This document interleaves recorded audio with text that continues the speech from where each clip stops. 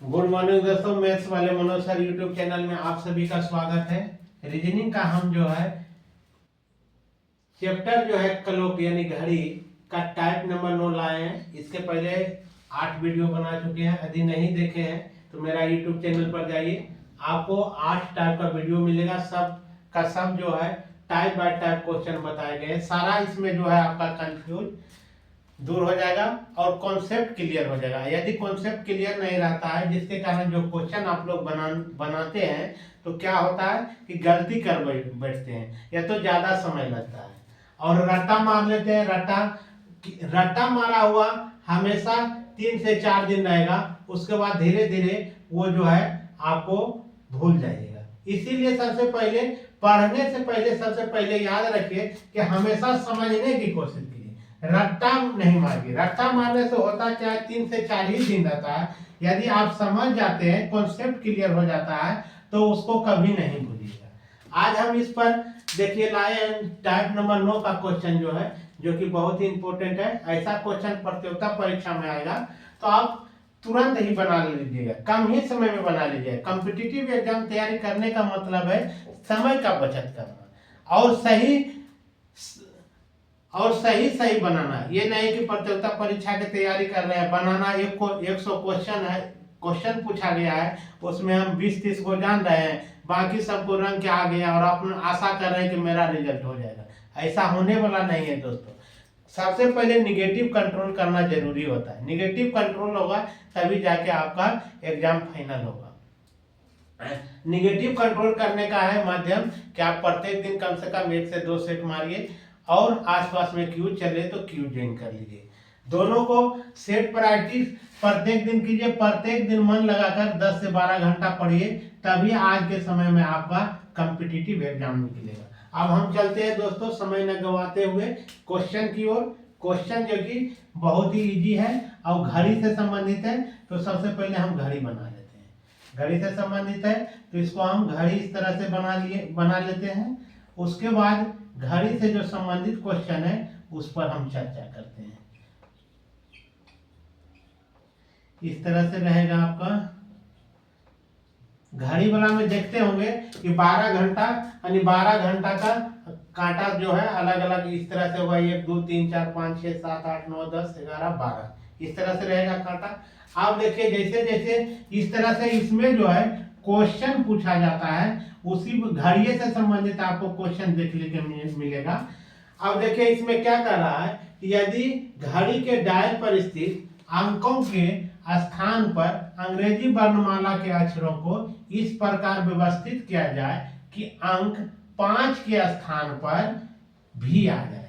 5 के स्थान देखिए 5 ये जो है घंटा वाला, इसके स्थान पर मेरा भी आ गया। आगे क्या कर रहा है, 6 के स्थान पर यू आ जाए, 6 के स्थान पर यू आ जाए। यहाँ पूछ रहा है कि 9 के स्थान पर क्या होगा। क्या पूछ दिया क्वेश्चन, 9 के स्थान पर क्या होगा। तो देखिए 9 वाला कहाँ है, यहाँ पर है घंटा वाला। अब इस तरह से हम इस तरह से देख रहे हैं, यहाँ भी था यू हो गया यानी घटते हुए जा रहा है। यहाँ भी था तो यहाँ यू हो गया, यहाँ टी हो जाएगा और यहाँ आपका एस हो जाएगा और यहाँ आर हो जाएगा। यानी कहने का मतलब 9 के सामने वाला जो काटा होगा वो आर के सामने होगा। क्या हो जाएगा, अंग्रेजी का अक्षर जो आ जाएगा क्या आ जाएगा, आर आ जाएगा। रिक्वायर्ड आंसर आपका हो जाएगा आर। इसी तरह से अगर कहता कि 11 के स्थान पर क्या होता, तो इसी तरह से आप घटते हुए चल जाते। आर था तो यहाँ क्यू होता, यहाँ पी हो जाता, यानी आ जाता आपका पी आ जाता। अब देखिए ये तो था। अब देखिए एक और दूसरा इसी में एक क्लियर आपको करा देते हैं। अब इसी तरह से दूसरा क्वेश्चन एक लेते हैं और इसमें हम समझाने की कोशिश आपको करते हैं। अब कह रहा है कि कौन जी, कह रहा है कि यदि घड़ी के डायल पर स्थित अंकों के स्थान पर अंग्रेजी वर्णमाला के अक्षरों को इस प्रकार व्यवस्थित किया जाए कि 3 के स्थान पर एल आ जाए। यहाँ आप देखिए दूसरा क्वेश्चन हम लिए हैं, 3 के स्थान पर एल आ जाए। क्या आ जाए, 3 के स्थान पर एल आ जाए और 4 के स्थान पर एम आ जाए। 4 के स्थान पर एम आ जाए। आगे क्या पूछ रहा है, इसी प्रकार परिवर्तन जारी रहे तो 8 के स्थान पर क्या होगा। इसके स्थान पर पूछ रहा है कि क्या होगा। अब देखिए ये तो एक तरह हम ये समझाए थे कि घटते हुए क्रम में उसका वर्णमाला अंग्रेजी का जो अक्षर जो था घटते हुए क्रम में जा रहा था। अब देखिए इससे हमको पता चल रहा है कि बढ़ते हुए क्रम में जा रहा है। कि यहाँ देखिए 3 के जगह पर एल एल एल आ गया, 4 के स्थान पर क्या आ गया, एम आ गया। तो अब पूछ दिया है कि 8 के स्थान पर क्या आएगा।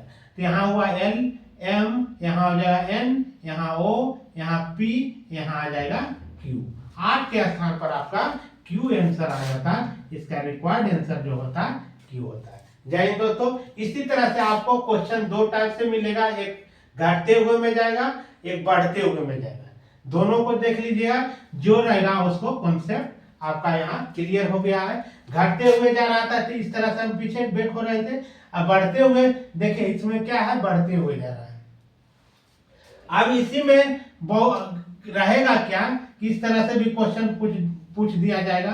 मान के चलिए कि यहाँ कह दे कि यदि घड़ी के डायल पर स्थित अंकों के स्थान पर अंग्रेजी वर्णमाला अक्षरों को इस प्रकार व्यवस्थित किया जाए कि 7 के